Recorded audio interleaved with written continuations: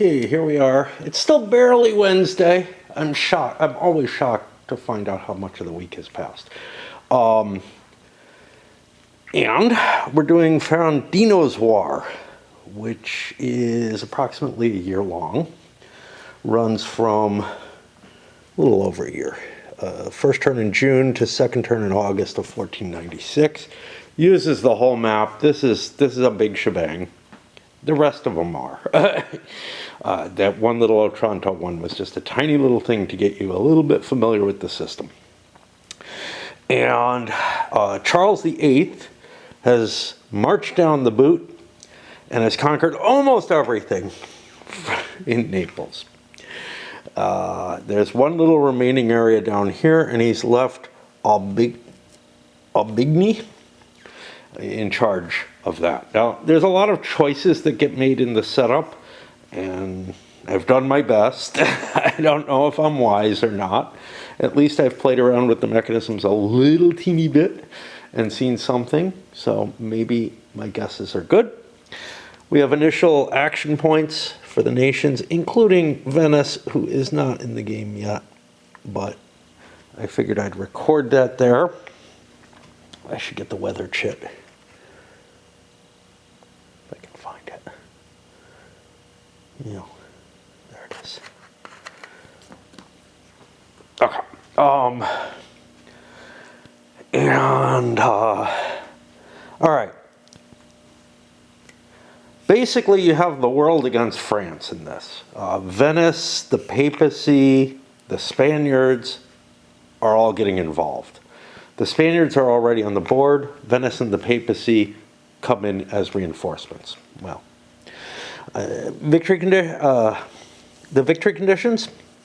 The Allies need to make it to the end of the scenario and meet all the following conditions. They have to own Gaeta and Napoli. There's Napoli. I don't know where Gaeta is. It's in the same region.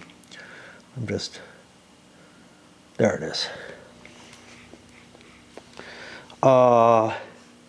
And Salerno down here, which is currently the source of supply for the French army.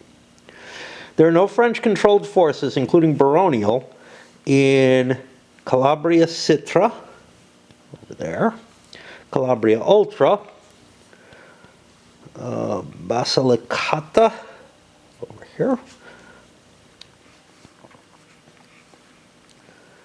and that's it.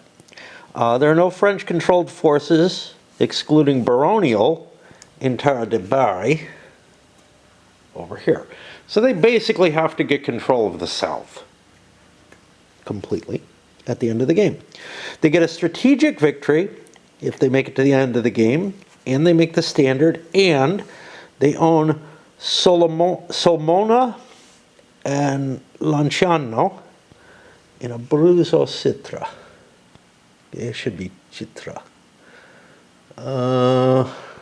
It's over here, but I don't know where the towns are. Let's see. Solmona and Lanciano. I think this is Solmona. And there's Lanciano. And we hold them both already.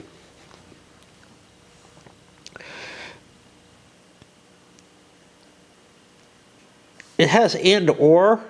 I don't know what that's meant to say. Campobasso, Iserna, in Molise. And that's, again, where the nobles already start. So they got to hold their territory there. Yeah, they're not going to be able to hold it, but they could conceivably regain it. And this is apparently the historical result. The French side gets a standard victory if the Allies don't win. However, they also get an automatic standard victory if Ferradino, the Capitan General of the Neapolitan forces, is captured or killed, or at the end of any turn if they conquer Reggio, which currently is the supply source for both Spain and for Naples. Doesn't have to be, but there's no chance of a draw. I got, like I said, the starting AP on the board. We're going to see the French getting 3 per turn that they have to roll for. Aragon 2 per turn they have to roll for. Spain 3 per turn that they have to roll for. The Papal get 1 per turn. They don't have a Capitano Generale. So, neither do the Spanish for that matter.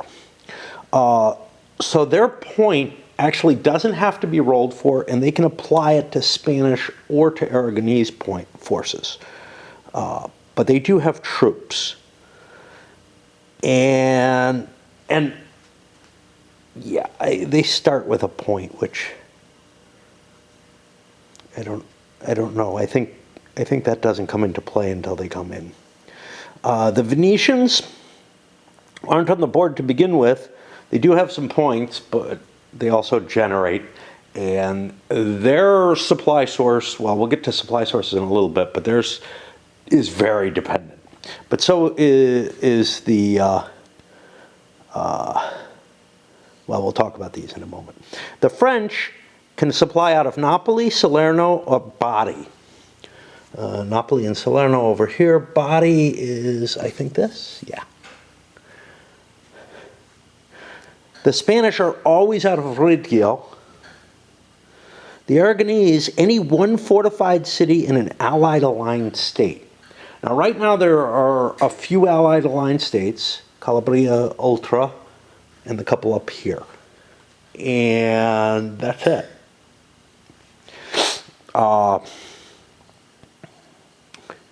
The Venetian army can go can draw their supply out of Terra de Bari, no,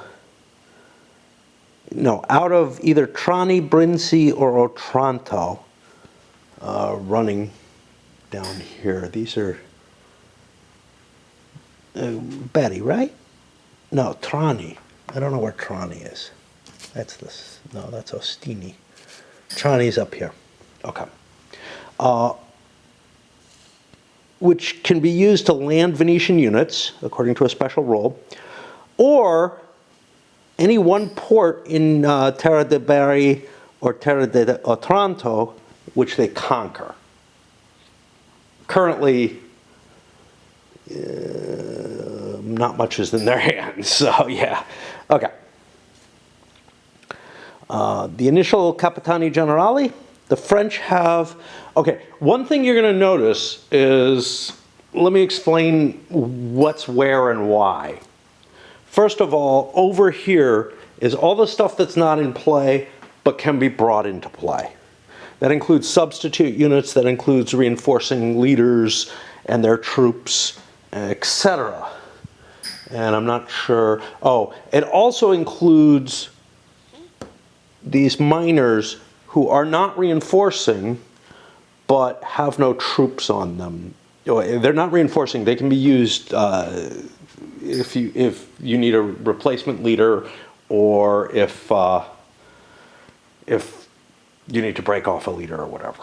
So they have extra leaders. I think the Venetian one should have troops on him. I think he comes in, the Venetian miner, I think does come in with troops. But otherwise Gonzaga is their leader. He's gray, which may indicate that he's different sides in different scenarios, or it may be a misprint. Okay, the forces that I have here, one thing you'll notice is I've got a couple of French here, I got a couple of French here. I'm trying to keep their command card, their Capitani cards near where they're operating. I think that's going to make it easier than like collecting all the French in the north and all the Spaniards in the south. We'll see. If I start getting confused, I'll move them around.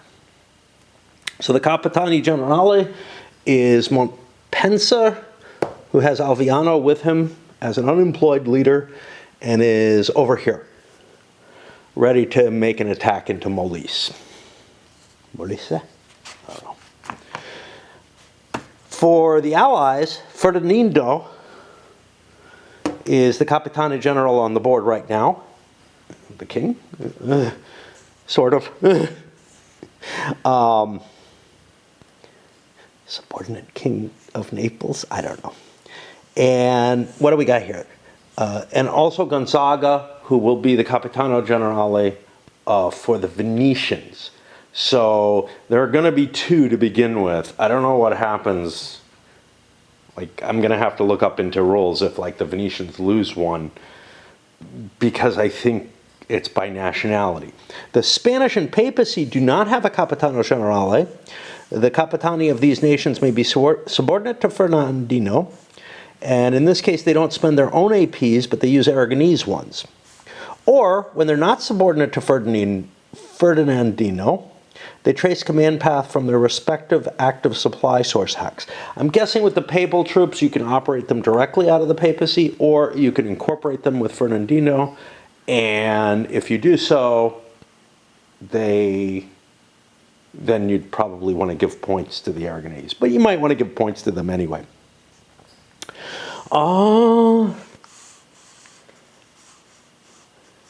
Otherwise, they cannot receive orders. Well, you can force them. They must receive orders. Like I said, there was some flexibility to some of the setup of the Capitani. And we have reinforcements coming in. 1 turn after an Allied force occupies Naples, the papal troops come in at Terracina or Sermonetta. Don't know where these are. This is very helpful. It tells me all the locations where the setups are, and in this case, we know that we look up here. Yeah. Okay. And do we have, yeah, we have troops with that. Okay, let's look at the next one. The same game turn when an allied force, not a baronial force, enters Terra di Lavoro, which is up here. How far down does it go? I think it goes down to here. It would be really useful. See, I know the map is very beautiful, and they don't want to distract from it by making the boundary areas too distinct, but it would be really useful if they prodded out a little bit into the sea or something, just to give a little bit more. I don't know. It would make things a little uglier. They're very hard to see. Anyway, where do we go here? When an allied force, not the baronial, enters Terra di Lavoro for the first time, immediately deploy the following in any eligible allied major force, or as an autonomous force in Terra di Lavoro. If there's not one, this will be the Spanish with Fabrizio Colonna. Colonna are a Roman family, but they seem to be always using Spanish with some Italian troops. And each game turn, APs are received if Cordoba has a valid line of communication. He'll get +1 Spanish infantry. He starts off with a 10-point unit of Spanish infantry. Now, that unit has breakdown units. Supposedly, it has, I don't remember what it says. Substitute units, Spanish. 2 2s and a 5. Yeah, I've got that. Something was wrong. Something had the wrong numbers for it. There's also the wrong numbers on the Swiss units. The units are correct. This was actually asked as a question. They're marked in the rules as having a 5 movement allowance. They have a 6. Because, you know, those fancy uniforms make them able to move quicker. And they're Uzis. They're on the French side right now, so. Okay, so that's the reinforcements there. On the May 2nd, 1496 turn, next year, over here, I should probably put something there. The French will get Orsini. Let's put him there.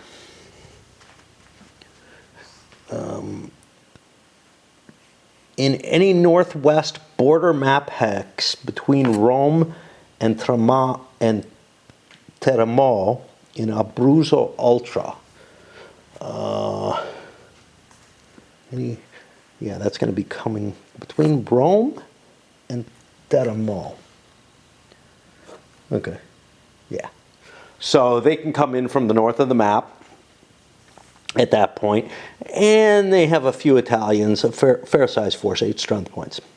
At any port in Terra del Lavro or Principato Citra, Terra del Lavro is, that's it. Citra. Here's Ultra. Here's Citra. What were we saying? Also on that same turn, I guess, on that May 2nd turn, the French miner Capitano will show up as well. And that's the one here with the troops. So we get reinforcements on those turns. All right. We got a pile of special rules to go through, and the dealing of barons and of the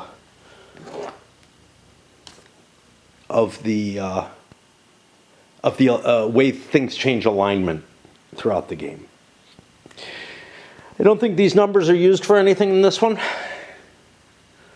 And I'm going to break for a bit. I've got some eggs boiling that I just need to turn off, but I also need to run my battery, and it's a good time, or charge my battery. It's a good time for me to break. All right, let's plow through the additional page and a half of rules or so that are specific to this scenario. All right. Admin segment is skipped in the first turn. This means no points come. You don't play around with giving out commands and whatnot. Baronial forces cannot receive any orders in the first turn. If I recall correctly, orders, let me just see where that is.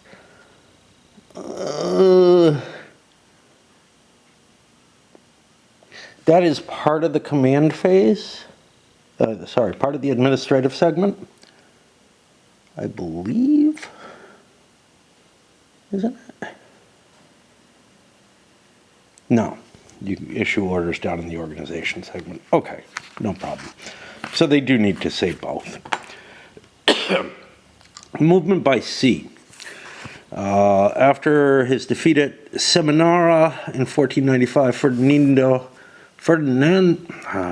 Ferradino moved to Salerno by sea in order to gain from the population. Okay, a force, not a baronial force, or an unemployed capitano. I think, yeah, it can be included as part of the force, as a unit within the force. Or an unemployed capitano activated a port hex in Terra di Lavoro, which is, I think, the area around Naples. Isn't it? No, it's up here. Oh, let me see. No, it is the area near Naples. Okay. Again, the boundaries are hard to see. Activated in a port hex in Terra di Lavoro, Principato Citra, Calabria Citra, and Calabria Ultra. So basically anything along this coast can move by sea to another port hex whose fortress is not occupied by enemy units in the same states above. The size of the force is limited, no more than 8 strength points for allies, 4 for French. French movement by sea is limited to another port in the same state or in an adjacent state to the starting state. Landing in a friendly contested port is allowed, provided the fortress is owned by the moving player. Movement by sea of a force depends on the activation die roll result, though, in a form that only a limited number of SP can be transferred. So you need at least 2 movement points to move 1 SP.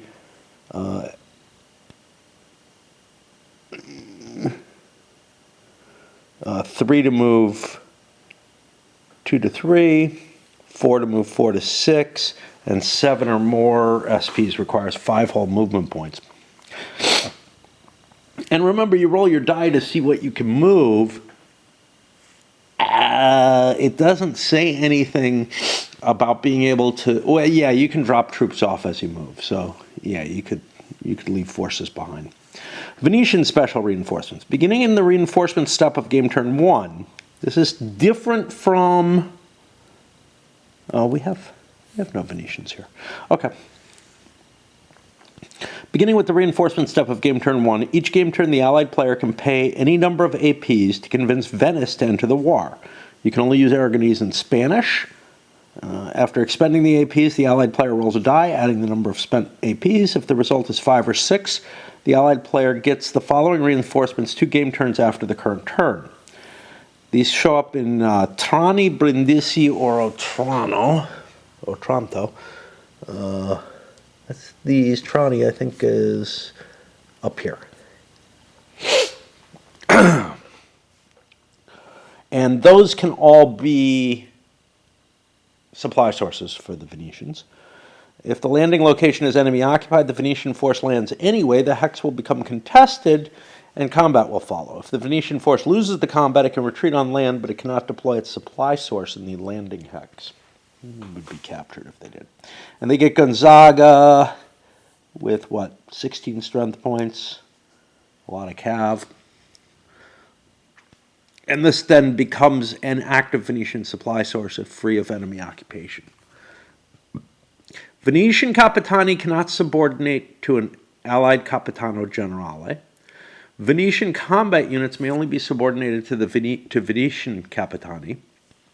Otherwise, though, the nationalities are able to subordinate as desirable. Guerra. He is, I believe, this guy up here. When forcing an order, Guerra has a standard die roll modifier of -1 instead of +1. I think that makes him more of an independent force. He's not going to suffer the same problems, disruption or whatever. I don't remember quite what the rules are. We'll hit them as we get to them. Earthworks. In this scenario, earthworks are not considered affecting terrain. Furthermore, disregard them when resolving any type of combat on the assault table. So why do they exist if that's the case? Because you can use them for winter quarters or for quarters, and you must use them for entering into a siege. So you still need them, they just don't do anything really. Okay, the barons. Realignment of French-aligned states. During the scenario, the first time an allied Capitano, not a baron, enters a town or city in a French-aligned state of the Kingdom of Naples, which is most of the map, a die is rolled on the ensuing victory phase. Subtract 1 if any French force, not a baronial, is present in the state's territory. Ferradino, though, adds 2 to the die roll. He was very popular among the nobility. The result is the number of allied baron units which the allied player receives, which cannot be higher than the number of barons available for that state. The state switches alignment to allied if the modified die roll is higher than the number of French barons present in the state territory at the moment the die is rolled, whether they're autonomous or combat units in another force. Otherwise, the alignment remains French. French-aligned states can switch alignment once per game. When aligned to the Allied side, they cannot switch back anymore except by full conquest. Ferradino mustering barons. The Allied player has the option to deploy barons normally or directly deploy them with the Capitanos Generale Ferradino. If this is present in the state where the replacement takes place. In this case, the barons can be converted into a number of SPs of Aragonese regular strength points, adding to existing combat units or forming new units using any type of Aragonese substitute units available in the scenario. I assume they mean regular infantry. Ferradino cannot muster barons on the island port of Ischia. Yeah, I got no idea. Oh, that's over here. I don't know if you can move there. Oh, I guess with that special naval movement, you could land there and then redeploy. I don't know. Seems weird. Barons in not aligned states. During the scenario, the first time a hex of a not aligned state of the Kingdom of Naples is entered by a Capitano of either side, a die is rolled, and the result is the number of friendly Baron units obtained by the player entering the state. There are a few non-aligned to begin with. Capitanata. Is that it? That looks like it. I don't know if it's limited to that. I don't know a way of states becoming unaligned. They start out that way, but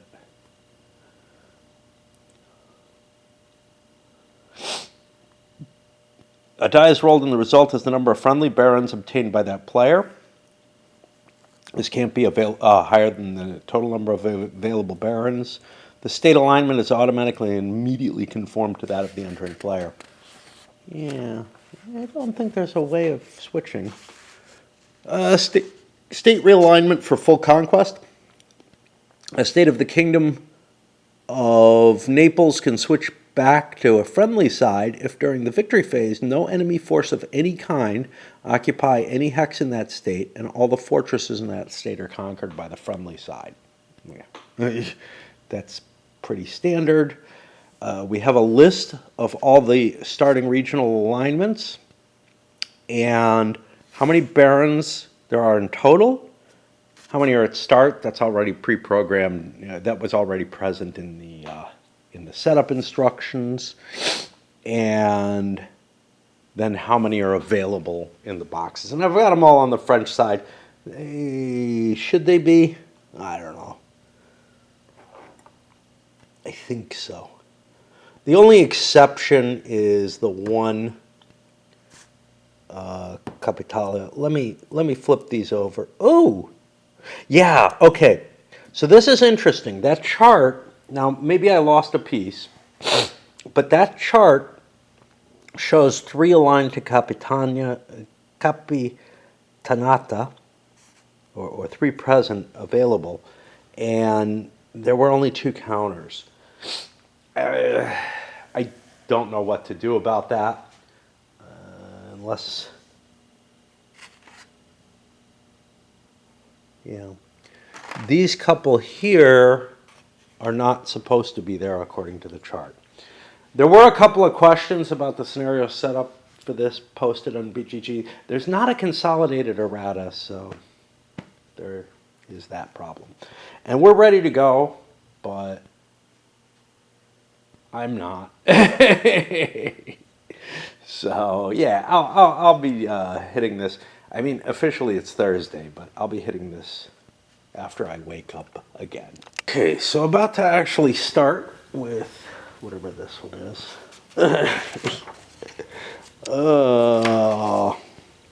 Ferradino's War. And the first thing I'm sort of struck with is this, well, what kind of strategy do you even use in a game like this, right? It doesn't feel like, I don't know, what's happening is I have to, as the allies, I have to basically clear this area and get up to here and take Naples and its surrounding area. And then beyond that, whatever we worry. And I'm on a time limit for that, so the French kind of want to delay that, which means I think giving up ground slowly as much as I can. The actual units are kind of kicking around, just, floating on their own. They're not, it's not like I can form some kind of front line and expect to break through or anything. But I can't just go marching past the enemy and expect good things to come from that. First of all, I have to clear the enemy out of there as the Allied army. There's a teeny bit of sort of production capability. As I gather more things, I get more of these baronial forces. Some of them can actually be turned into really useful strength points by Ferradino. But for the French, for the most part, the baronials are kind of just a way of, I don't know, delaying little actions from happening, I guess. Anyway, I'm trying to, get kind of a grasp of what I'm trying to do on the broad scale. And I think it's basically a delay campaign by the French. I do want to grab these couple of things, because if I don't, the Allies manage to make it up to here, they just win. Another side of it, though, could be trying to bring the forces that I have committed up there down more quickly as reinforcements.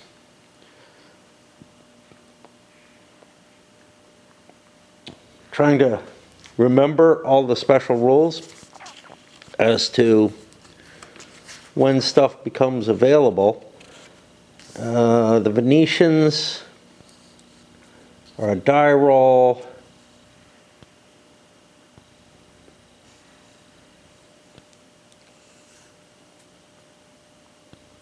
The Spanish is the Terra de Lavoro, where I'm starting, where I'm basically in the end game as far as I'm concerned. Okay. Let's find a sequence of play. Got one on the back of the rule book. That one, that's hard to use. I thought there was one here other than the combat sequence of play. All right. All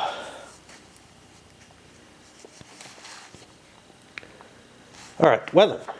Sure. We are in June.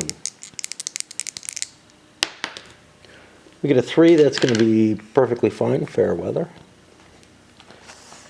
So far haven't had to deal with anything. For administrative phase, we get to ignore that this round. Right?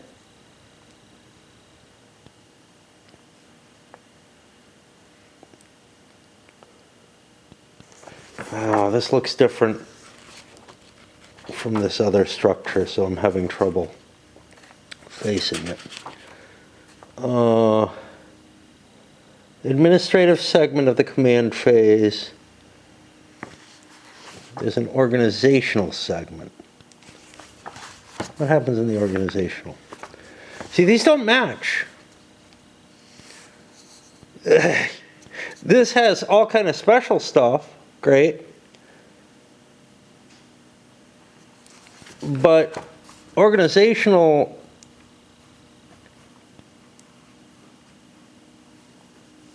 includes transferring forces and whatnot. That's just not in here.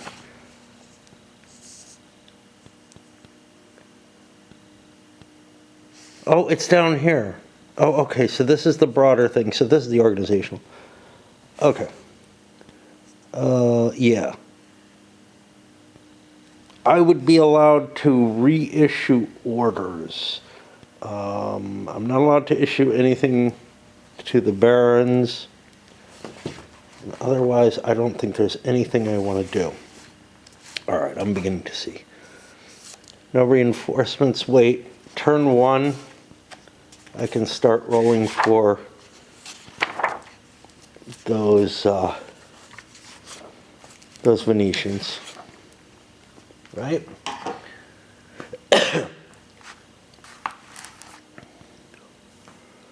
Beginning from the reinforcement step, each game turn I can pay APs to make a roll.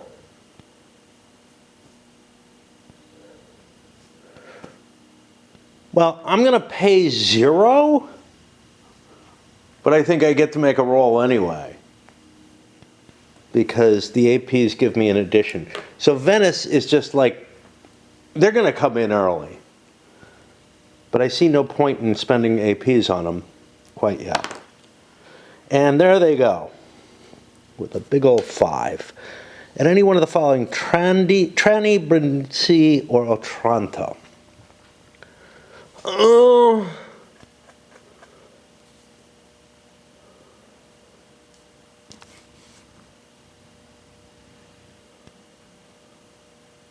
I don't know where Twinsie, something like that. Where? Oh, it's way up here. Yeah. I think I need to work on clearing the barons out. So I'm going to come in at Brindisi. Otranto is too far down.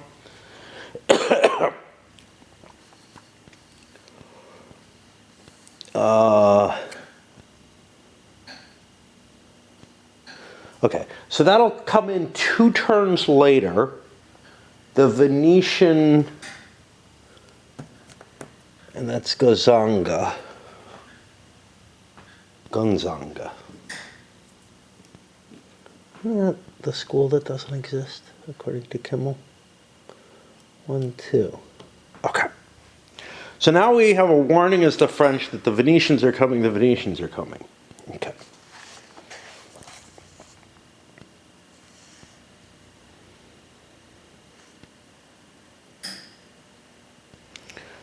Baronial forces have no orders. I don't know what that means, but I'm pretty sure it means they can't move. They're not allowed to be assigned orders as per a special rule here. Like, not having orders doesn't really make sense.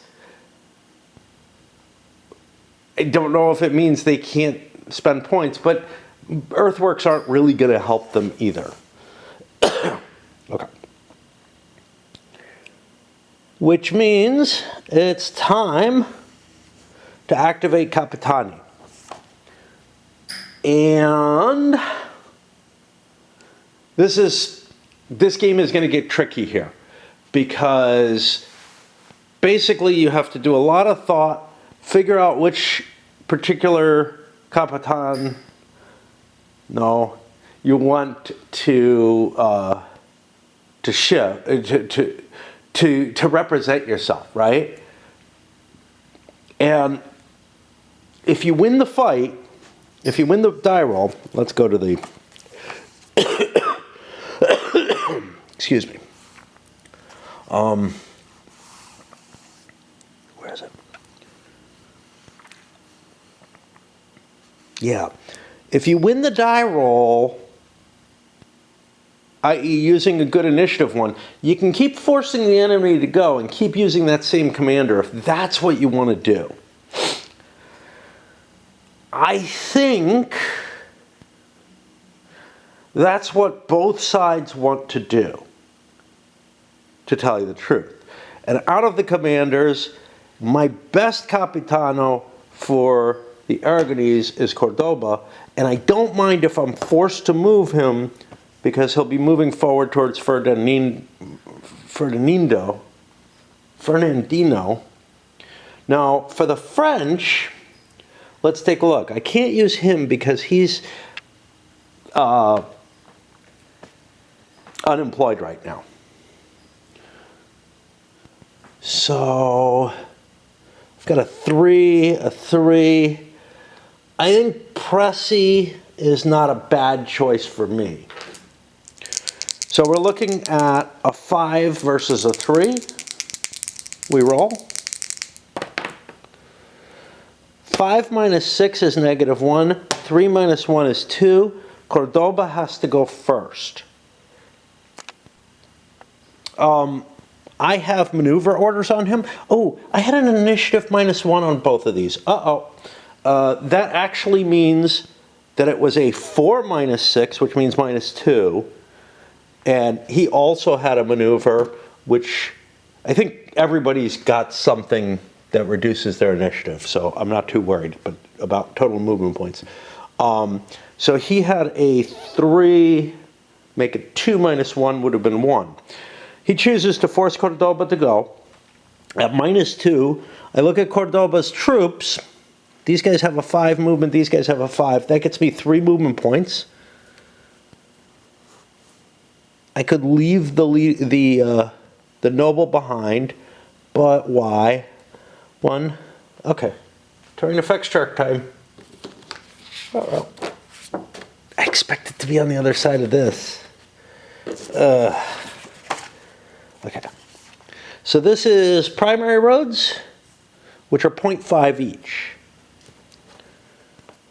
So 1, 2, I gotta pay extra for this, don't I? Roads.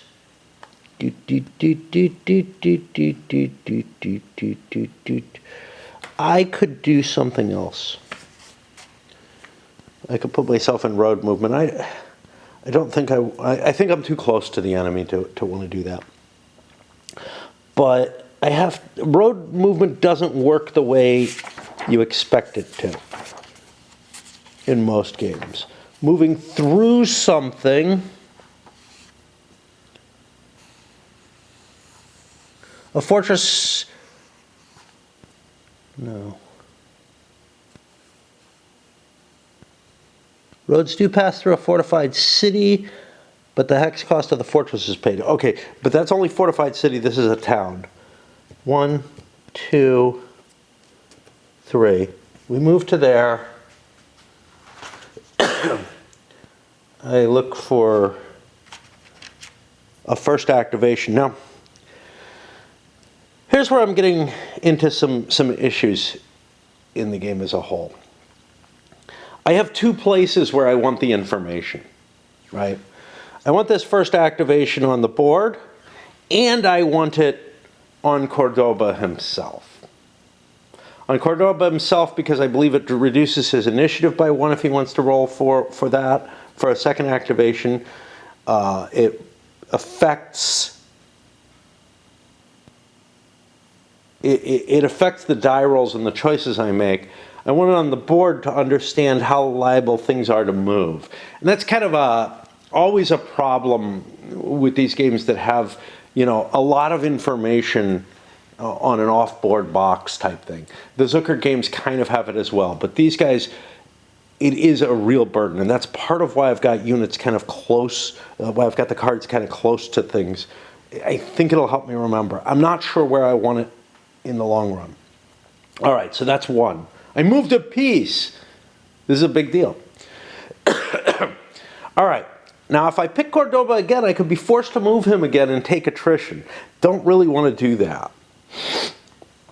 So now I look around for my Spanish units, and I only have one other, which is Ferradino, who is my Gran Capitan. So I'll pick him as my choice, and I'll keep picking Presi.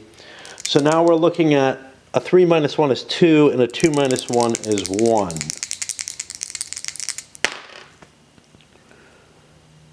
Minus 2. Minus 2. Okay. At this point, we have to look up 8.2.2. We have to look up the tiebreakers. I don't remember what it goes to. If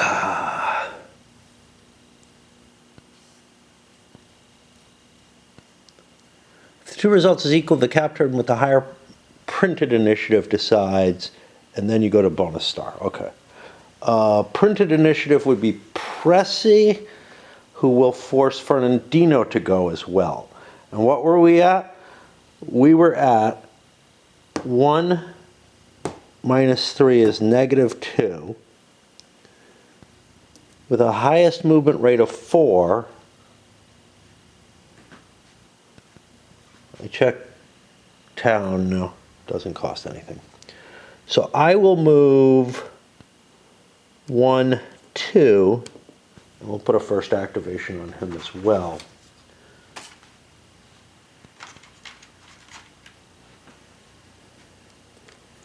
And at this point, I'm unwilling to commit the Spanish forces, or the Aragonese forces, to move any more. Which means the French they can't force march because they chose not to try to get a jump on the commands. That works really, really well, right? You've got to start moving your forces early if you want to get that jump of the forced march. Of course, I'm afraid of the attrition table. I don't know how afraid I should be, but I'm always someone who's so afraid of something, of having to lose forces or whatever. So Pressy, I might have wanted to do him, right? He has 5, 6, 7, 8, 9, 10 strength points, which, that's too high a chance. I'm right to be afraid, okay? So yeah, the attrition table is something to fear. I figured it out. I didn't figure it out until now in this, but I'm familiar with the ones in the Zucker games, and I'm like, yeah, I don't want to take attrition, Sure, I'm not losing many strength points, but there aren't a lot of strength points in the game. Since Aragonese have passed, essentially, I start moving my French, and I'm just going to start at the top. I ended up rolling a 5. Yeah, I'm trying to back away at this point. 1 minus 5 is -4. That gives me 1 movement point with this command. Crossing the river on your bridge costs 1 because that's a normal road, plus 0.5 for the bridge. I don't have enough movement points to go anywhere. And there's no, you can move 1 hex minimum. In fact, it's specifically denied. So, yep, there he goes. Kind of cool, honestly. Like, so one of the things that I think that games fail to do is they fail to take into account that, sure, actual engagements of combat with the enemy are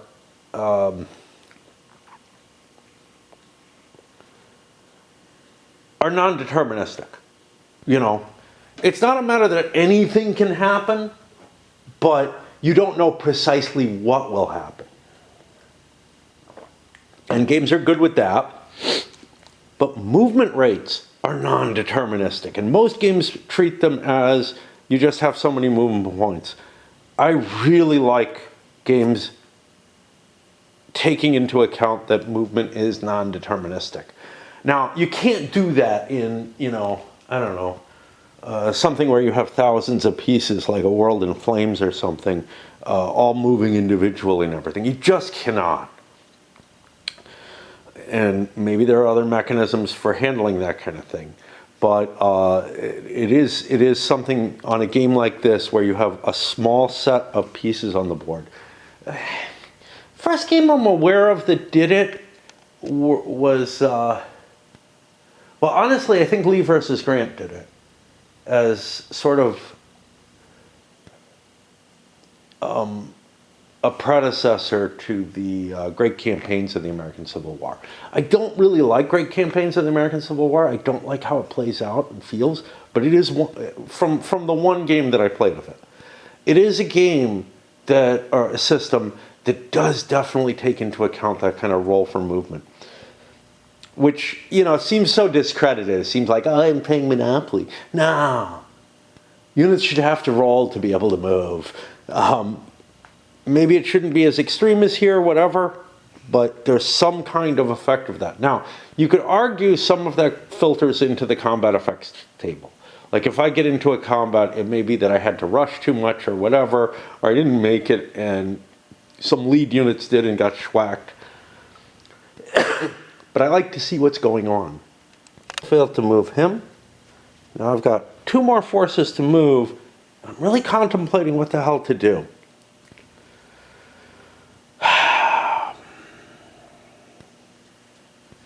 Aubigny has 4, 5, 6, 7, 8, 9. By the way, everything should be like this.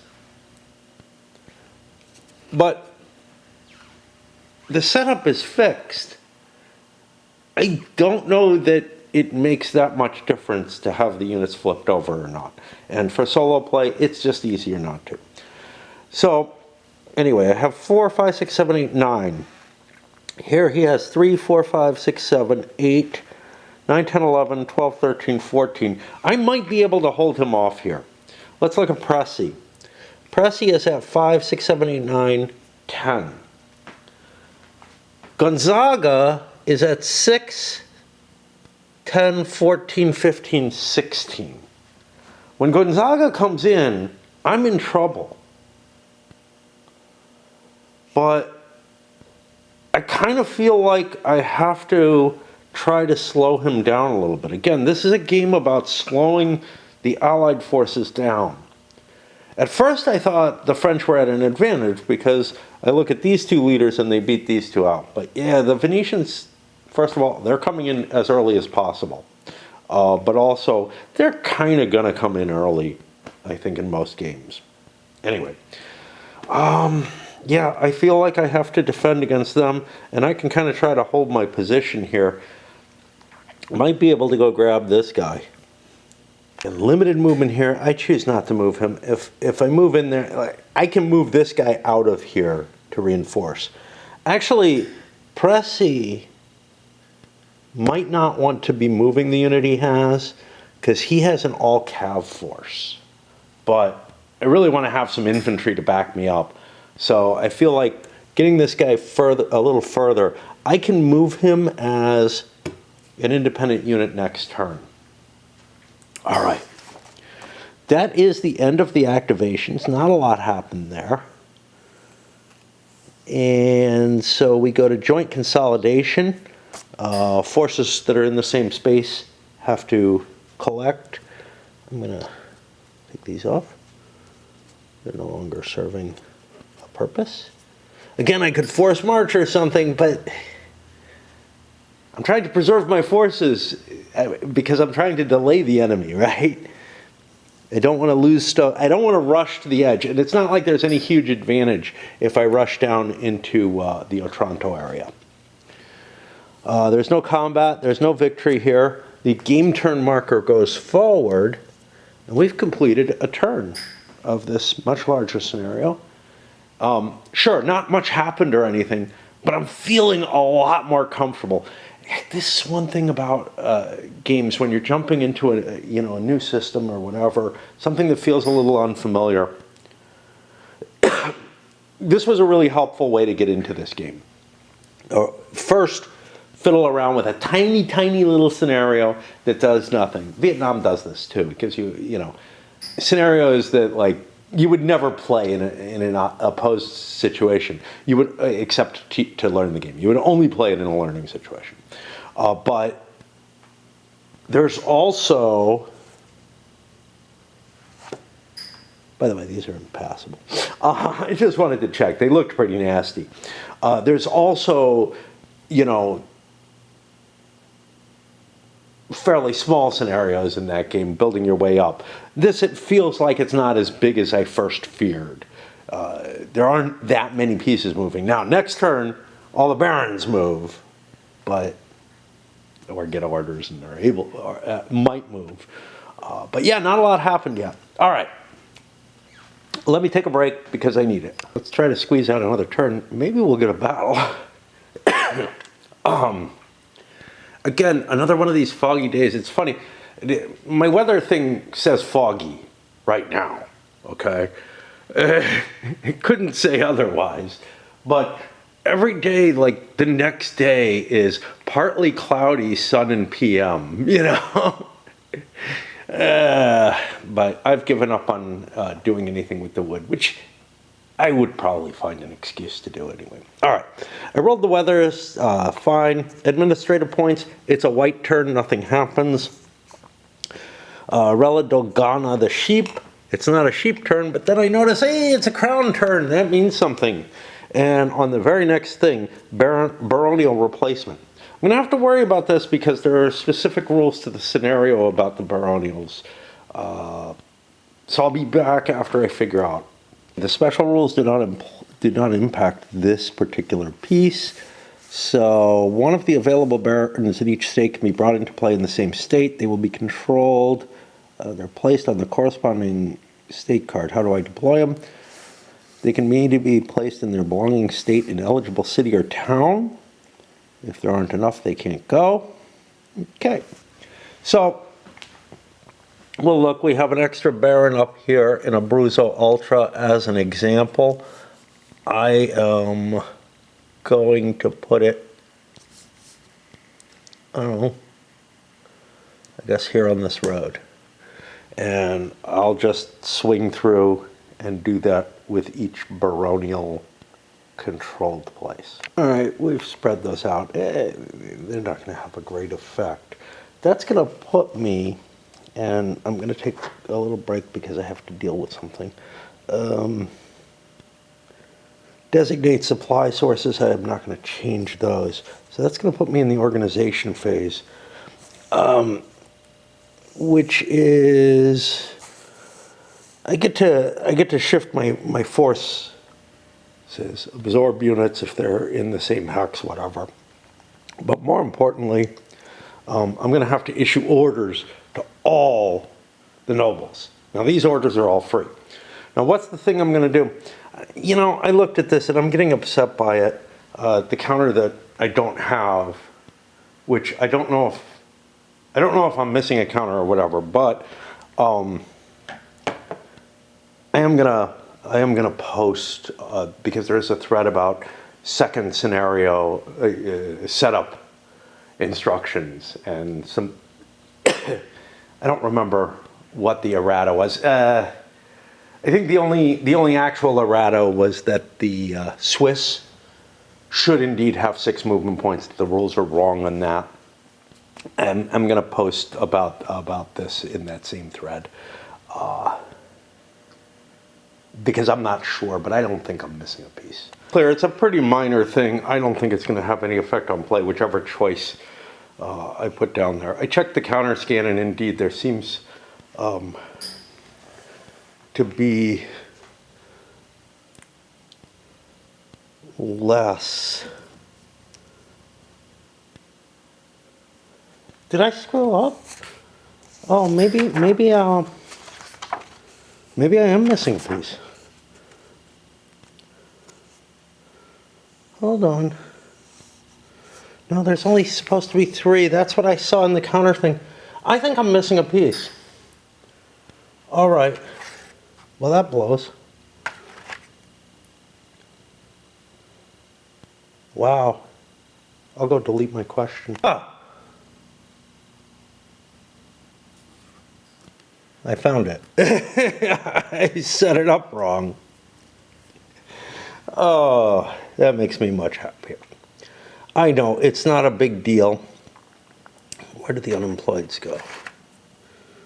Go here. That means Abruzzo Ultra, which I had too many on, received one here.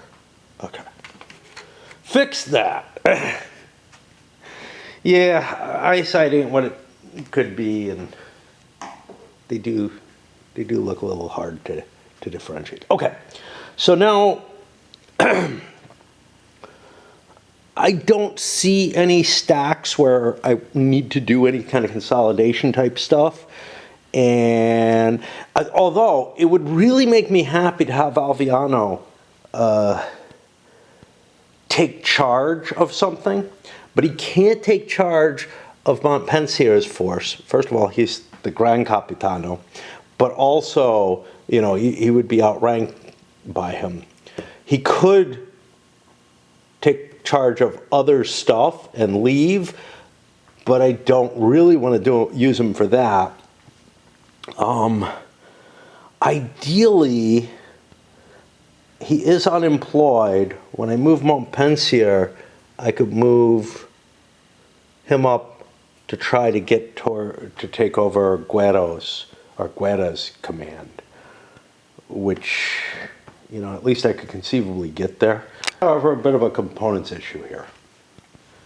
There are not a lot of maneuver actions. I don't know. The retreats are on the back of them. But they're certainly not sufficient for me to be maneuvering all of these baronial forces. And likewise, probably with the garrison or stand ones, there really aren't enough to hold all these locations. I'm going to have to decide some other way of annotating them. It might be, you know, like face up for in maneuver, rotated like this for in garrison or something like that, because yeah, the countermix just does not support all these baronial forces being loose. Indeed, that's what I did. I rotated them 180 degrees if they're in a garrison order. Otherwise, they have a move order. Those are the only orders I think I'm going to change. I didn't think about it too much. Let me think. Aubigny. Actually, I think he's going to change an order.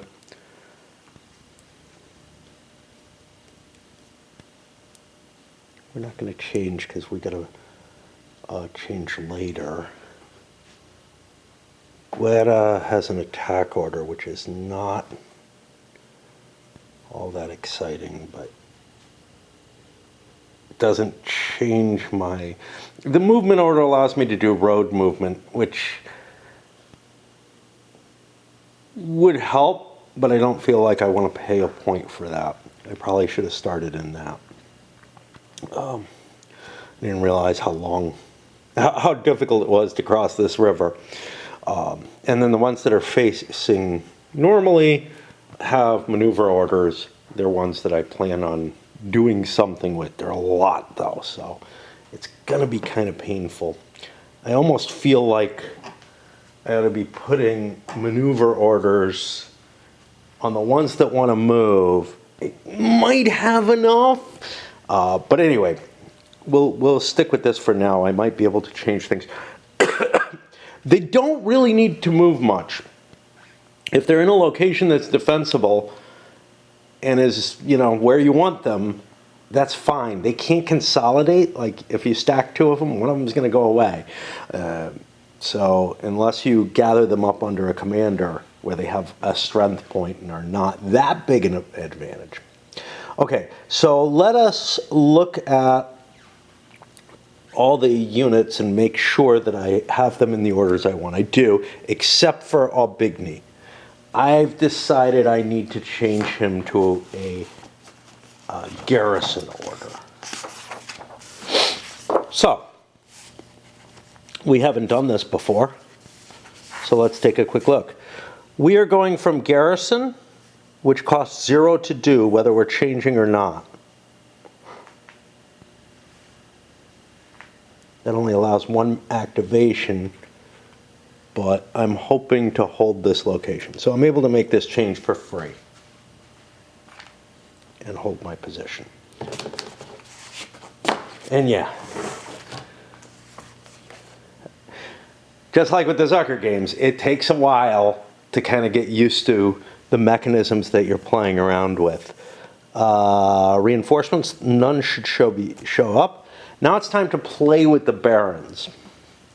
Now the first player is the French player. So he's going to do the first one, and I don't know if I want to move this before that moves.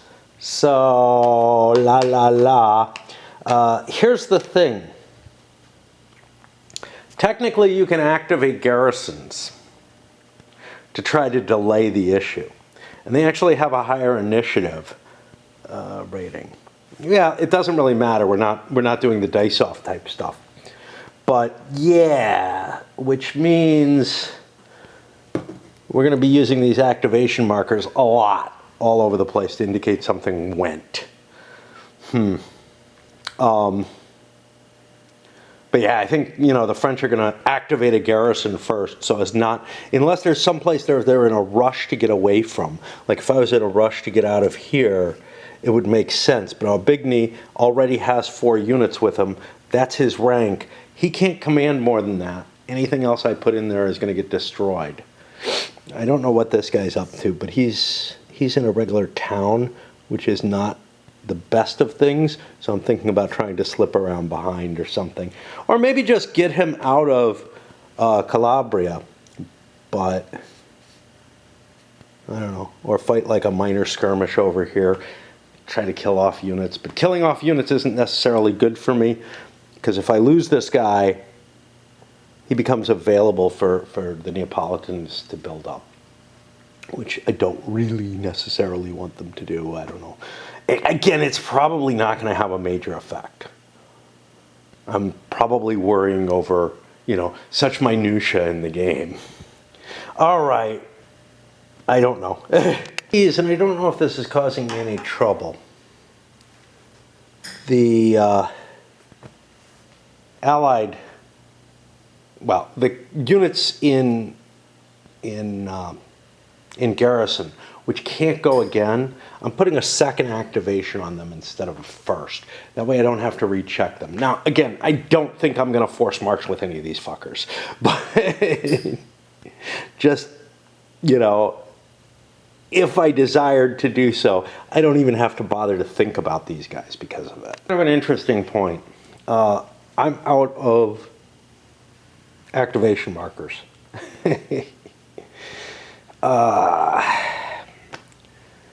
The Allies still have one to activate, and the French have quite a few, some of which are in garrison, and I can just say, fuck it, they don't need them. Conceivably, so what I'm going to do is I'm going to say, look, from there up, everybody's done at least one activation. I'm going to remove these second activations off. They have absolutely no chance of doing anything. And that gets me another pool of these to play with.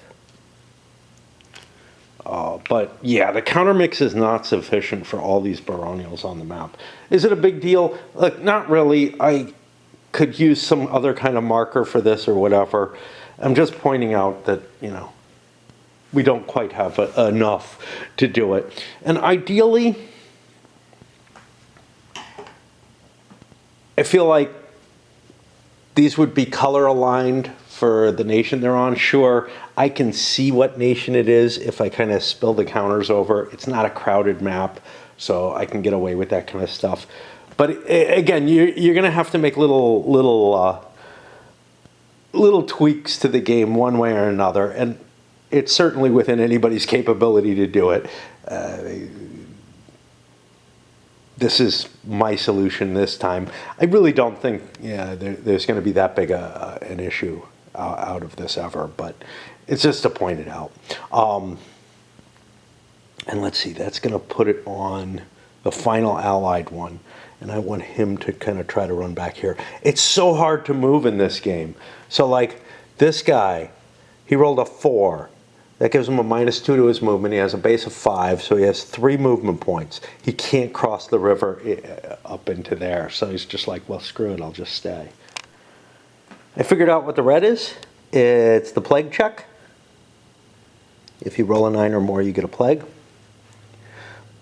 And I was looking at the chart here because, if I'm a 1 strength point force, look, I'm not going to get hit, right? Well, first of all, there's an asterisk. Applicable, no, that's not an asterisk. I don't know what the asterisk is for. Discipline check, okay. But if I move a unit, I pay +1 for each full movement point expended, which means, again, I'm going to be shifting up into the damage rating. Force marching is really expensive in this system, just as it is in the Zucker games. To the extent that it's like, yeah, I don't know, man. I don't know if it makes any sense. Like a 14-point force taking 2 hits, that's not that terrible. Taking plague would be, but so yeah, I just don't feel like these movements are of anywhere near the kind of importance to make a check.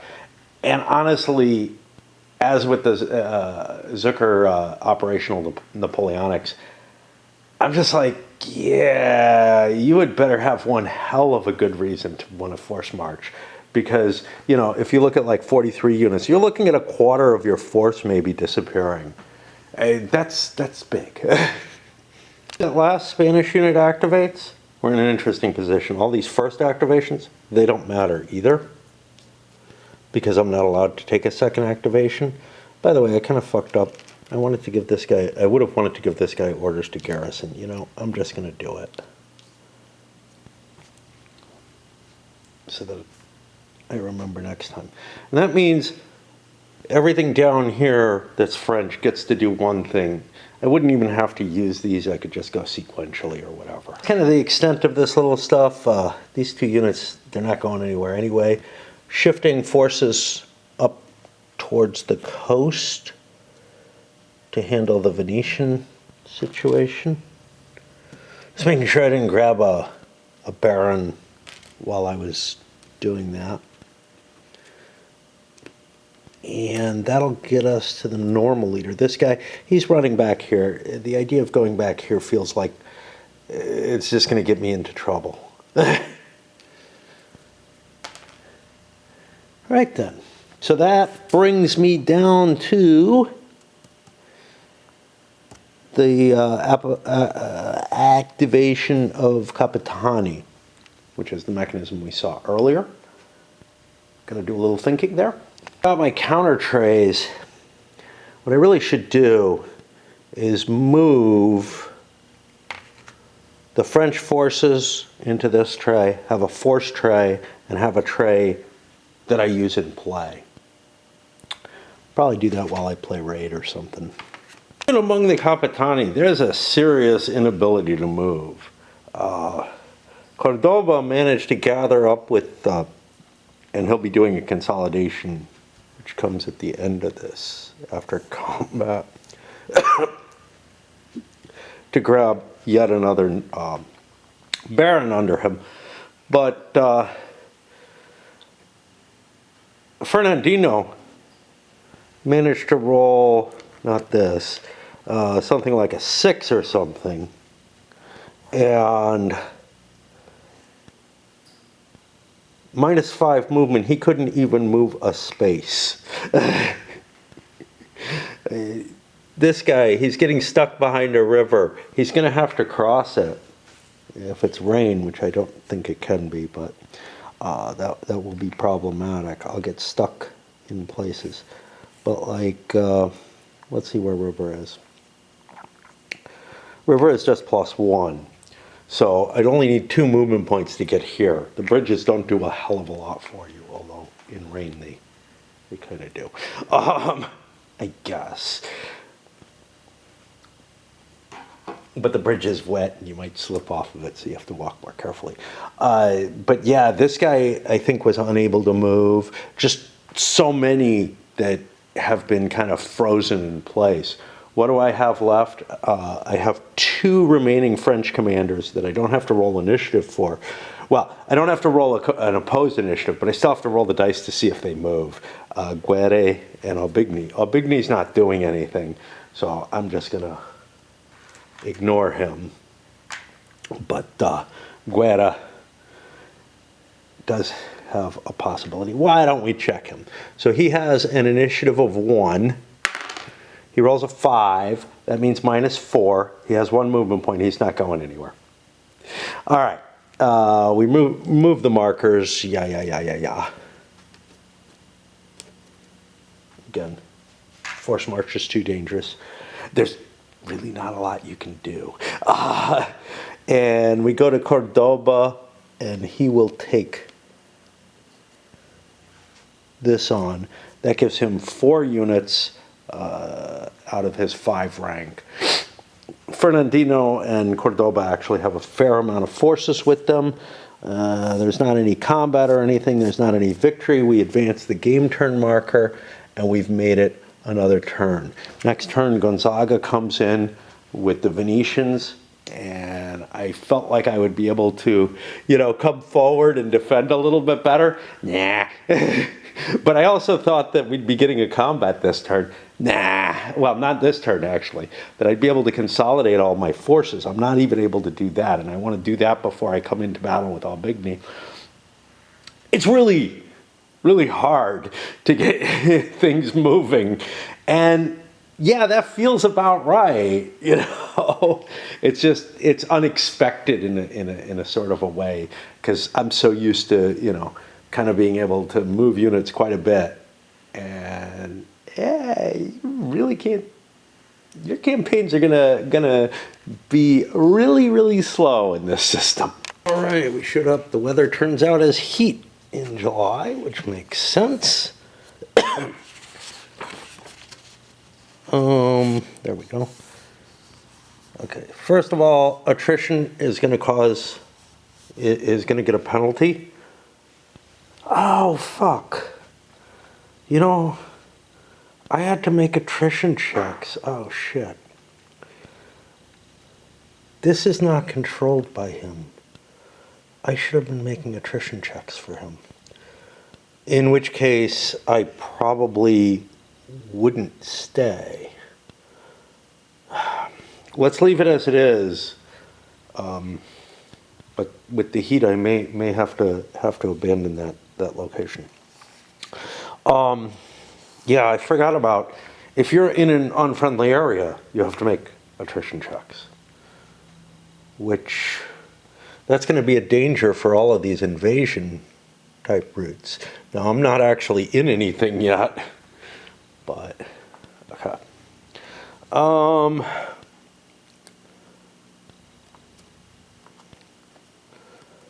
And heat doesn't do anything else. Okay, just adds to the attrition check.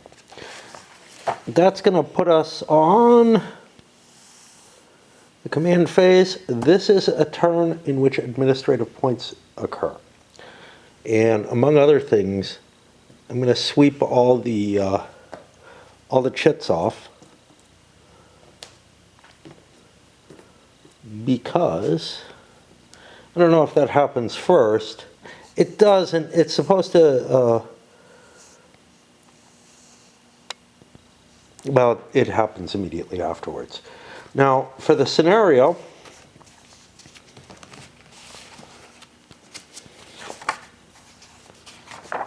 we have to find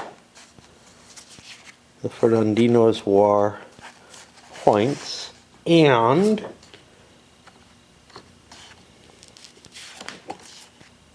the administrative points table. All right, so let's look at the French first. They're going to be getting a nominal 3 points. How many regions am I away from my Gran Capitan? Well, he's right up here, which is simply 1 region away, which isn't bad at all. Looks like I get to roll 2 dice. It's not mud.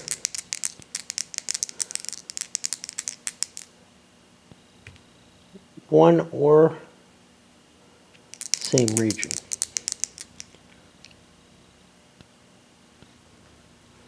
I'm 1 away. Okay.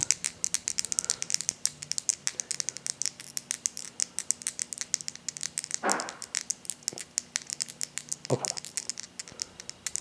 And we get a roll of 5, which is going to subtract 1. So I get 2 command points, or 2 admin points, for the French. All right, Aragon's next. They only get 2 per turn. They're supplying out of here in the same region. Same thing. They get a 9, which is -1. I was getting 2, so I only get 1. I don't worry about the Venetians. They aren't on the board yet. They don't have a supply source. The Spaniards. Okay, the Spanish don't have a supply source. What do I do with them? Oh yeah, they do have a supply source. What is up with Spain?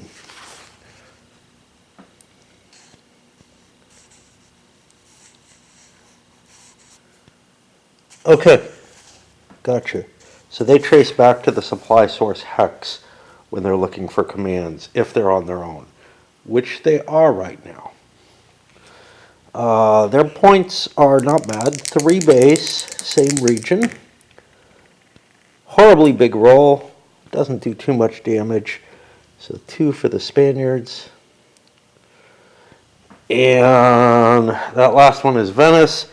The Papacy generates 1. I don't have a papal AP track. I don't know why they have a supply thing. They should have an AP.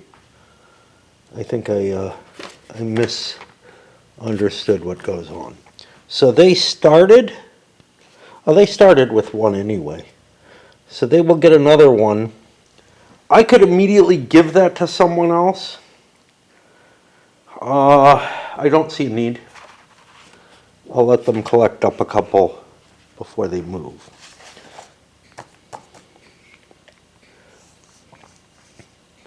Are we on sheep? Oh, fuck. I did the crown thing last turn instead of this turn. Like I saw these pieces there. Okay, we'll leave that as it is. Yep, fucking up all over the place. And then we could switch our supply sources. Now we organize our core. I think they're already organized essentially. There's nothing I want to do there. Transfer strength points. Cordoba is fine. And now we buy orders. And everybody's got to buy orders at this point, including the baronials. I'm less worried about them. So, let's look at the cost for buying orders. 7.2. I think as long as I can trace, I'm fine. I don't have to pay for distance or anything like that, which feels weird. Like he's giving orders over here.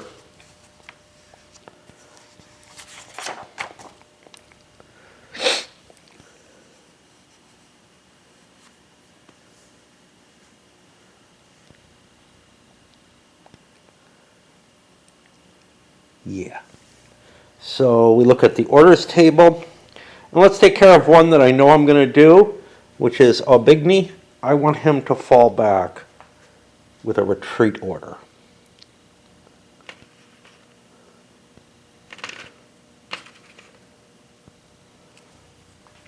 Retreat order costs 0 as new. When I change to stand, that's going to cost me 1, but I'm going to put that on him. Now, I think these are done kind of secretly. Pressy. What's up with Pressy? I'll keep him going with a maneuver order. That's fairly expensive. That's going to cost me 2. No, these are new because I had to remove. Oh, minor force.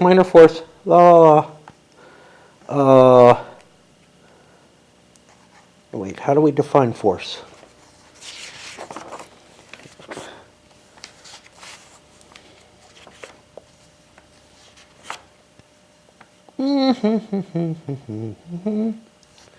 Kinds of force.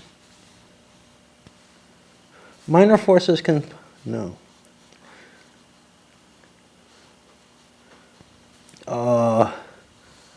If your primo capitano is a capitani general, you're a major. Yeah, okay, so most are minors. So minor force is... So it's weird. The guy who's giving the orders has to pay more to give himself orders, which just feels funny, but he's not really... You're making decisions. It's not like he's sending orders out the way it happens in the Zucker games. It's not the same kind of feel. So I'm buying a maneuver order for a minor force. That's going to cost the French 1. And I'll give that to Pressy. Remember, I only gained like 2, so Guerra, another minor force that I want to give a maneuver to. Well, I could give an attack to him. No, he'll stay with a maneuver. So that costs me 1. And then for myself, my major force, I'm getting very close. I want an attack order. That's going to cost me 3.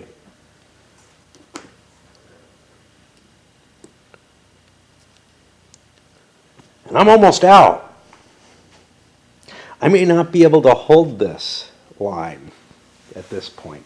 I should have given him a retreat order to begin with. I will worry about the barons afterwards. I want to keep doing the major forces. And Cordoba is going to be integrated into Ferradino. I'm going to give Cordoba a stand order, which costs the Spaniards 1. The reason mainly just because I'm not going to make an attack unless they combine, but Ferradino, who's a major force, will be paying an attack order.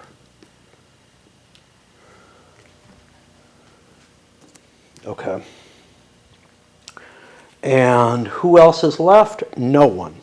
So all I have beyond these is now all of the barons, who I will go through the same way I did before. And I've taken care of all of those. Some of the French barons have converted over to standing because they've fallen into a fortress, which I feel is better.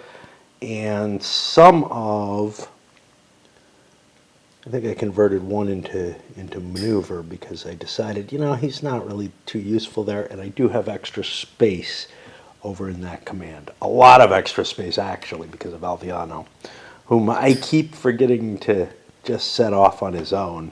He really should go do something.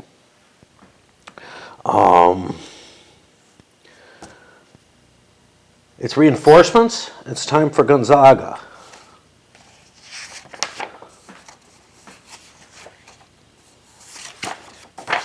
All right. At any one of the following port hexes, Trani, Brindisi, or Otranto. I can slip into Brindisi.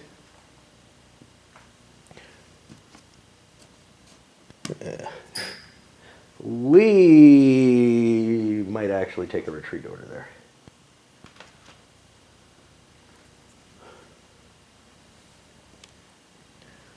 We want to get out of there. We were hoping to get close.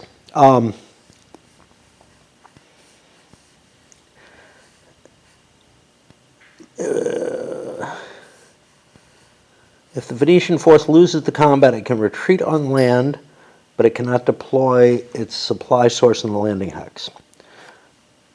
All right, I don't know if I can grab this without making a mess. Now,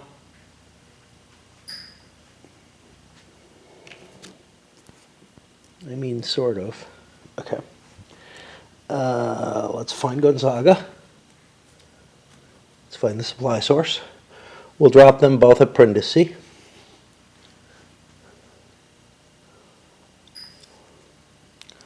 And he comes in with an attack order for free. Okay. No choice in the matter. All right. And now we play the barons. The French always have to take the first baron. I will continue with the mechanism that I was using before because it seems to be working. It's again a fair amount of effort for very little effect. Some of these, this guy moved to stand. This guy probably should have been in a retreat order as well because he's falling back onto the city or whatever. I'm looking at what is out here, and I don't actually think that I placed the baronials. So I'm gonna go through them and place them. I mean last turn, I don't think I placed them. I'm feeling like I have the same number as I would have. Auberge here with his bonus retreat order that gives him additional initiative has been able to kind of prevent the Neapolitans from going forward. They got some crappy die rolls. We have something that's actually happening. Gonzaga has moved in to where this Baron is. Now that doesn't get resolved now. We wait until the combat phase. And he could conceivably run away if he had activation that would happen at this point or whatever. He doesn't. He's a baronial, so he gets stuck there. But we're going to actually, see a siege take place there. Anyway, I'll continue on. We have now finished everybody. Although I think that is the end. Oh, yeah, I was going to put that there. That is the end of all the Allied forces. So I'll just go to the French, taking one each. And this is the position after the French move. I've managed to fall back. I forgot. I got to leave a conquer marker there to indicate that that's French controlled. They also moved through this. This would have been, I think they started back here. And likewise, the Neapolitans should have that. There are probably some others now, because if you control the territory, you're considered to control it. This one. That one should be Neapolitan as well. I'm running out of Neapolitan markers, though, because... so, this territory... Oh, shit. This is where I put an extra guy, and I shouldn't have. Oops. Okay. That was one of my oopses. I may have, like I saw the two there. I may have actually given the French too many barons. I don't think it's going to be too big a deal. I don't know. So, get these off. Up in the north, this guy came storming down and almost made it. He couldn't actually attack, so, and I don't know why. He should have a fucking attack order. Let me see if the cost would have been different. It would be if he was a large force, but I don't think it is for a small. Maneuver, attack is both one. Yeah, he should have an attack order. I see no reason for him to have a maneuver order. He's not doing road movement or anything. He's not doing the doubled road movement or anything like that, which I kind of neglect, where I could have used it. But it costs an extra movement point to enter into it, and most of the people are pretty close to where they want to be. That will get us to joint consolidation. I was hoping to get Ferradino and Cordoba together and absorb Cordoba into my force. Didn't happen. Now Ferradino has an attack. Cordoba only has a stand. He can't do anything without getting coordinated. And since I don't both have maneuvers and the French pulled away, I'm going to have to actually land on him to activate him or spend points. And I do have a fair amount of allied points. Okay, intelligence, yeah, we get to see who's where. And now we have our battle. Technically, we look for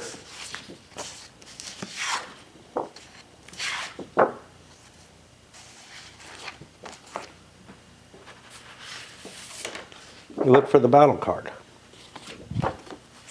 And this is going to be over here.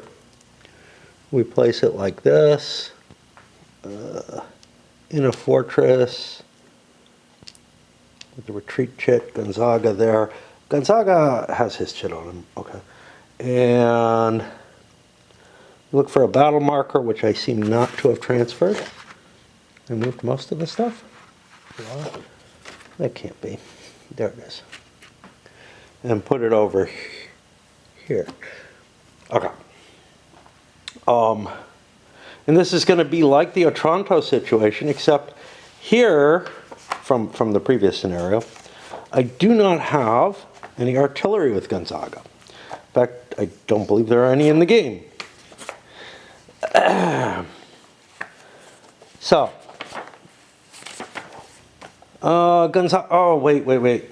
Gonzaga needed to build earthworks. I'm trying to think how much movement he had. I don't think he has enough movement to build earthworks.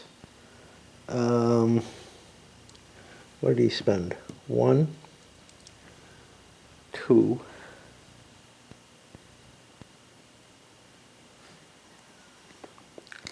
I'm going to give him a 50-50 chance of having had the movement point. I don't recall. Odd will give it to him. We do not.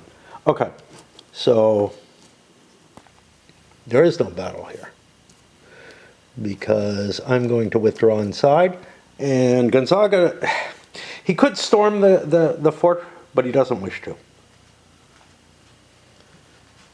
I don't know. What are the advantages of storming the fortress? Like, I mean, what are the advantages to the defender of being stormed?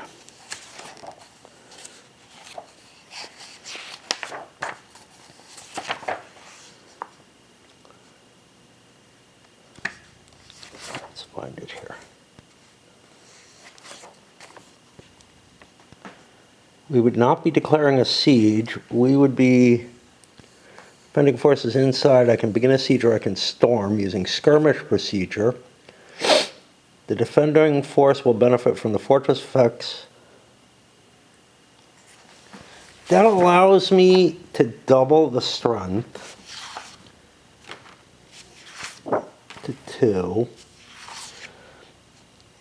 Let's see. It's a fortified town, right? C. Yeah, it might be worth it making the attack. Okay. I don't know where to put this stupid thing. I'll put it up here. All right, we'll do it. All these damn player aids. Okay. Doesn't do me a lot of good if I don't have it in hand before I place things. Okay. So Gonzaga is going to storm the fortress. And that will count as a skirmish battle, which is handled over here. Got the fighting forces. It is a located force.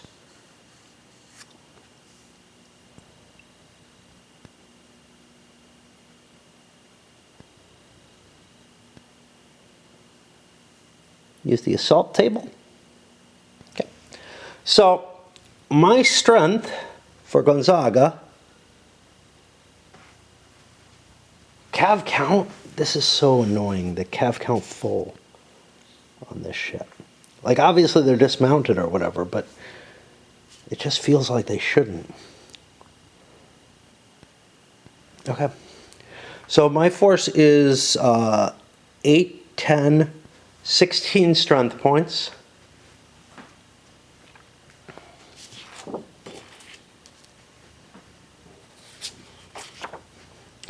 With, doesn't this count as fucking affecting terrain? What the hell?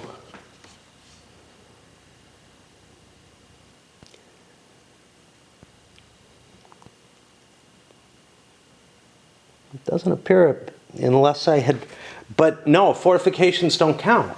Earthworks don't count. So these fortifications are doing almost nothing. Wow, falling back doesn't do me much good. What did I say I had? I don't know, 10, 16 strength points up against 2. Okay. 16 to 2.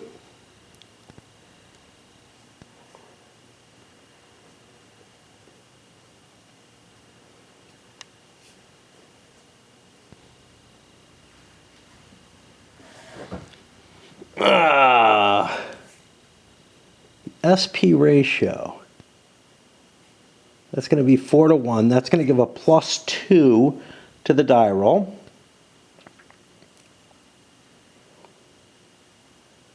There's no bonus stars. There's no weather effect. We do not have Landsknecht or Swiss infantry here.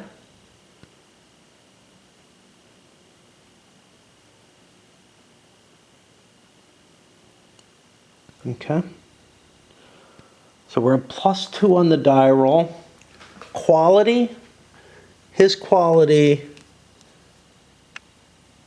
is unreadable to me.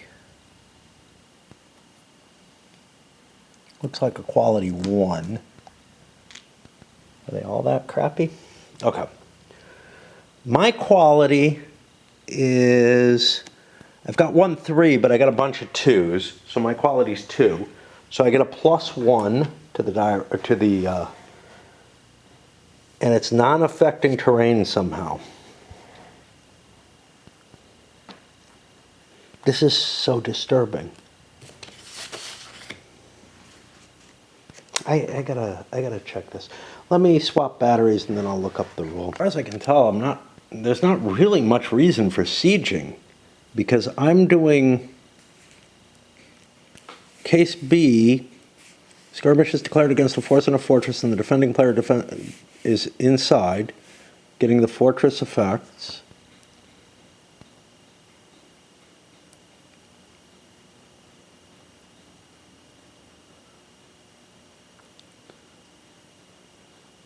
Oh, there's a disruption check.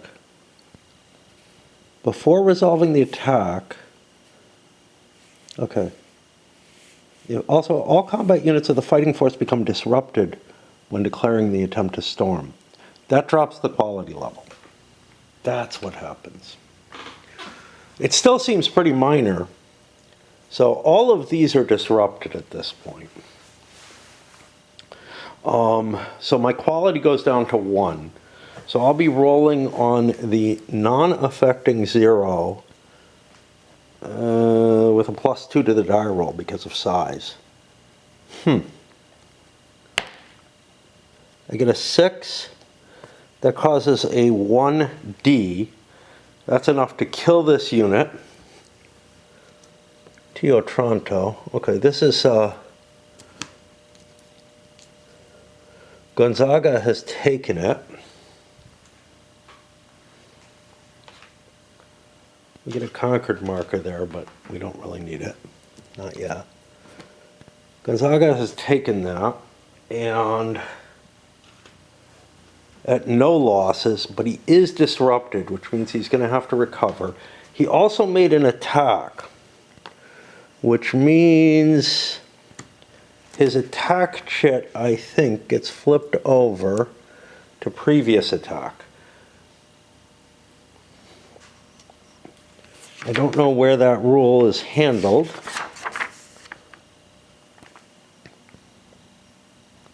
See, if I had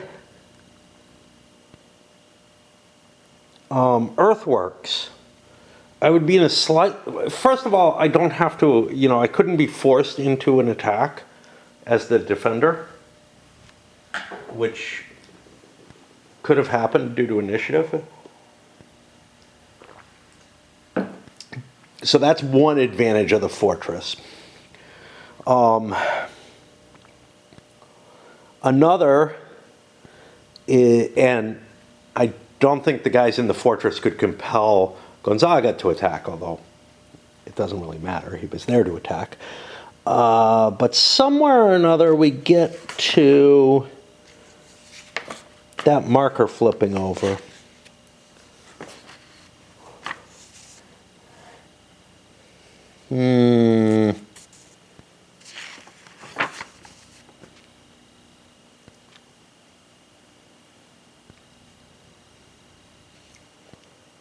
I don't know where it is, and I don't know what the impacts are. I know he can continue attacking, but that's gonna cause issues.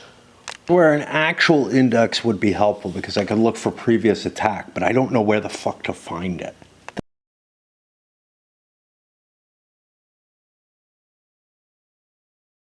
The thing I forgot is there's an opportunity for pillage. Put my bookmark in place and we'll find that. That's rule 19. Paragraph 19. Pillaging. During the activation of force composed, at least 2 may enter a fortress hex free of enemy fortress. In order to pillage it, it costs 2 extra movement points. After expending extra movement points, the die roll is... I thought I'm allowed to do it after combat. Hex may be pillaged as a result of a battle or following a successful siege.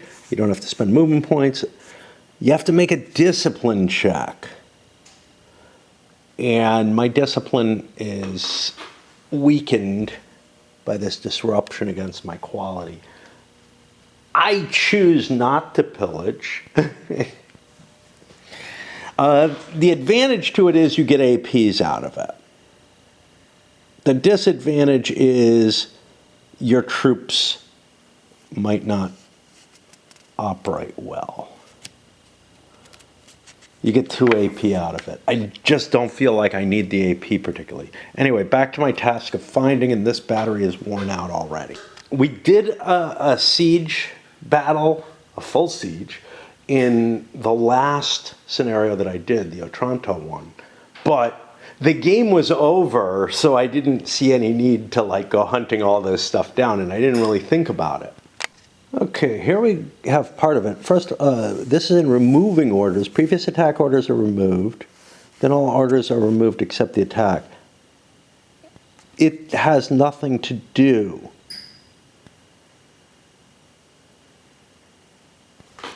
with whether or not I actually fought a combat. So this is going to stay on attack, but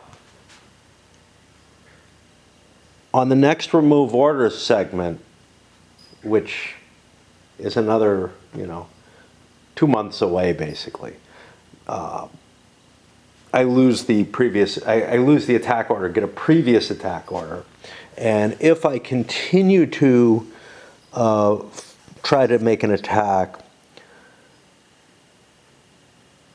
then if I continue with attack orders for 2 yellow periods in a row, I have to make a discipline check. That's all that happens there.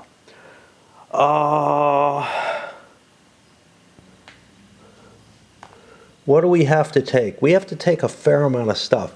So we're going to have to start moving our nobles around to grab things. Brindisi, technically, should have a conquered marker on it. I'm not going to leave it there because I have the supply marker there. I think that's good enough for me. There are very few of these control markers, and I'm running short on that. So that got me to the end of combat. Forces have to check attrition if they're in a hostile area. Okay, this is what I forgot or failed to do before. These forces fall back. Baronials are immune to this if they're on their own. But Gonzaga is definitely not. We've crossed in, so we have some attrition checks to make. So we look for the attrition table. There it is. And let's take a look at, Guerra. Guerra has 4 strength points. He's minimal. He's in hostile region, but that doesn't cause anything. The hex is not contested. So here, the only place where I get a problem is on a 6. And it's not a loss of unit. So I'm fine. Montpensier has 5, 6, 7, 8, same situation. He rolls a 6. I got the asterisk. What does that mean? A besieged force must do a discipline check. Yep. I'm not a besieged force. So I don't even have to roll for those. Okay. Gonzaga, on the other hand, has a relatively large force. We said 6, 10, 14, 16 strength points? Is that what I said? I don't know. Which puts me up on this row, which means on a 4, 5, or 6, I take an attrition loss, which I do. And since Cav work perfectly fine in sieges, we'll just take some infantry loss. Okay. Where was attrition? We did joint consolidation, I guess. Battle, attrition. Nobody won. The game turn marker moves. We're up in July 2. I'll put my dice up there to remind me. And yeah, I can't wait around for a major battle. That's not going to happen anytime soon, okay? Because Gonzaga's a Capitano General, Fernandino's a Capitano General, but their only opponent is Montpensier up here. So we're not going to see a major battle for a long, long time. The minor battle felt rather underwhelming, but it was just attacking a 1-point unit. I maybe could have even attacked it on the march, but whatever. But yeah, storming the fortress was a lot easier than I expected it to be. Let's just say that. And yeah, I got to deal with my battery. Let me load this one up then.